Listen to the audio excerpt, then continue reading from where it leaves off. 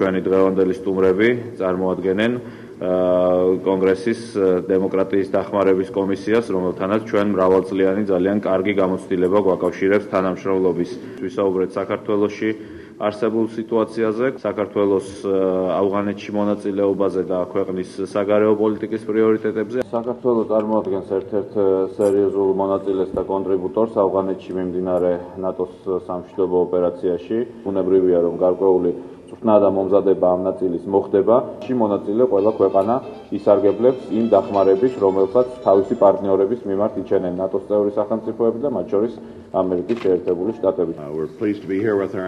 მოხარული ვარ, რომ საქართველოს პარლამენტში ვიმყოფები. ჩვენი ვიზიტი იმ თანამშრომლობის ფარგლებში შედგა, რომელიც ჩამოყალიბდა შეერთებულ შტატებსა და საქართველოს შორის და რომლის მიზანიცაა ქვეყანაში დემოკრატიული ინსტიტუტების გაძლიერება. საჭიროა ეს ინსტიტუტი იყოს უფრო მეტი პასუხისმგებლობით აღჭურვილი და ყველა ის პრობლემა, რომელიც არსებობს საზოგადოებაში, განიხილოს საკანონმდებლო ორგანო. ჩვენ ასევე მადლიერები ვართ, რომ ქართველი ჯარისკაცები იმყოფებიან ავღანეთსა და ერაყში.